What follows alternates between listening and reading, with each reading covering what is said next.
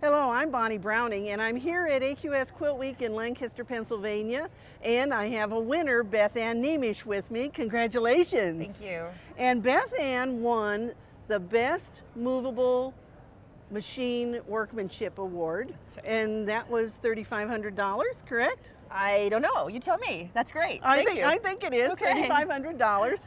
And so for those of you who don't understand that, some people would call that a long arm machine. We call it the movable machine because the head moves so that you can draw with it like a pencil. The stationary award that we give is for those machines where the head is stationary and you move the fabric. Yeah. So you have a long arm, and what kind of a do. machine do you have? I use an A1 long arm machine, and I like the long arm because to me it feels like natural drawing, and I'm an artist that draws, and so for me it's basically a 40-pound pencil that doesn't erase very well.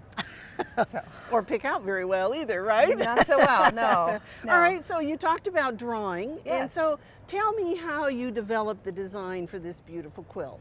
All of my quilts are inspired by events in my life, and then it sort of coalesces from there. So I visited Arizona, and I did sort of the big circle of all the great canyon lands of the desert, and I was really taken by the color and my understanding of the biodiversity, although you can't really see the biodiversity because it's a very hidden kind of secret biodiversity of the desert.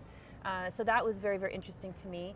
Especially as an Easterner, it feels very alien to be there in a way because it's just very, very different, but beautiful at the same time. Mm-hmm. And then there's a story in my family of one of my ancestors that immigrated from Tennessee to Kansas in a Conestoga wagon as part of the westward expansion.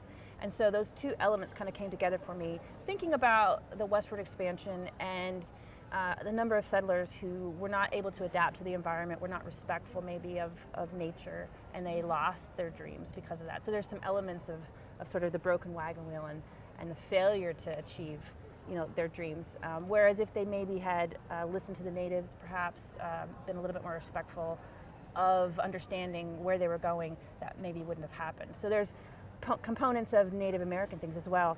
The beads here are gradation dyed, if you take a close look, like the Native American turquoise jewelry. And this is meant, these piecing is meant to look a little bit like basketry or pottery of the native peoples as well. Okay, now you told me that you actually drew the whole design. Yes. And that's the artist in you. Yes, I piece it with an idea, like a rough sketch of what I want to do. And then once the quilts are made, I cover them with tracing paper and trace off all the obstructions. And then I put that on a wall, and I literally free draw 1-to-1 ratio everything that I want, and I refine it until I feel like it's perfect. And then I transfer that to the quilt with a light box and a blue washout pen. Well, and there are lots of animals in here. How many? There's 43 living animals and 3 dead ones.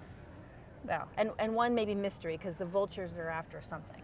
And I always say, particularly from that part of the country, that the armadillos are born dead alongside the road, but you didn't put an armadillo in, did you? I kind of worked myself around, and armadillos pretty much have to be on the ground, and I had filled up the ground area with things that I was really attached to, and so I had to edit out the armadillo.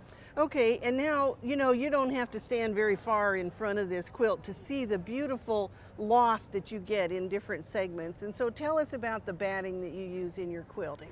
Well, like a lot of show quilters, I use a double batting, and I use 1 layer of Hobbs 80/20 on the base, and I use a layer of wool on the top. And so it's really the micro quilting that creates the illusion of a trapunto, and that's kind of a faux trapunto. But it's beautiful because it does give that relief that you really wanted. It really does, yes. So I achieved that with this micro quilting, which if you counted those little lines, there's about like 19 to 21 per vertical inch. So it's really, really tight. Yes. Yeah. And I often use this linear because it helps show the imagery better. Whereas if I used a curve, it would blend in with the imagery and you wouldn't be able to see the imagery so well. And I also think it helps create atmospheric perspective with the lines because you're kind of looking through the layers of air. So. Well, all right, now of course nobody can look at this quilt without seeing the beautiful beadwork here. So tell us just a little bit about How many miles of beads do you have on here? Honestly, I don't know. One time I had counted and it depressed me so much that I stopped paying attention because it's just kind of an endless process. I try to help myself out by deciding areas that I want beaded early in the process so I can create that stuff off the quilt all during the quilting process. So maybe when I'm watching TV, I can work on it. On the sides here is a 2mm bead, and I can do about 8 to 9 inches an hour. So you figure, you know, that's a lot. A lot of And beading. then these are a 3mm bead, and you can see the quilting goes right up underneath of them, but your hopping foot doesn't do that. You can't go under the beads like that. So the way that this was created was actually an empty small flange that I quilted everything, and then I made sure that there was a seam in every segment. So then when the quilting was done, I carefully opened the seam and one by one pushed those beads inside, and you trashed my manicure and like sort of slithered them up into place, and then they're all tied off individually one by one. And that was hours Oh and my gosh, hours so many of hours. work, wasn't it? So many weeks. Weeks of time. Yes. Yes, Wow. a long And time. so, you know, you may want to know how to do that. And she has a book called The Devil is in the Details. Yes, that's That's right. where they'll find that information, isn't it? That's right. It's available on my website, and here, if you're here at the show, it's available in the AQS booth, the iQuilt booth, and at the showcase tonight, where I will be with my stuff. And what's your website address? It's White Arbor Quilting, or you can just look for my name. It'll connect both ways. Okay. Yeah. Well, congratulations. Is there Thank you. anything else that you want to tell us about this beautiful quilt? Well, nothing exactly comes to mind other than these little guys we didn't really talk about.